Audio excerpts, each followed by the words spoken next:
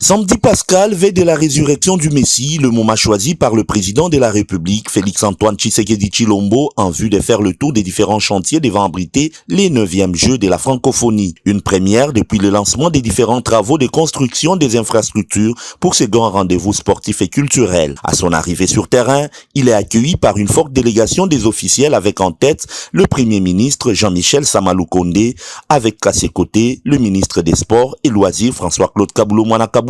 Pour commencer, les 01 de la République a visité le gymnase principal architecture qui pourra accueillir 8000 personnes pour les compétitions sportives et jusqu'à 9000 personnes pour la culture. Plusieurs épreuves sportives y seront pratiquées, notamment le tennis, le badminton, le volley, pour ne citer que celle-là. Par la suite, le locataire du Mont Ngaliema, guidé pour l'occasion par le patron des sports en RDC, s'est rendu au chantier du Stadium des Martyrs qui jadis était à ciel ouvert en pleine rénovation. Les premiers éléments de l'immense charpente en acier sont déjà mis en place. Cette étape cruciale devrait se terminer le mois prochain.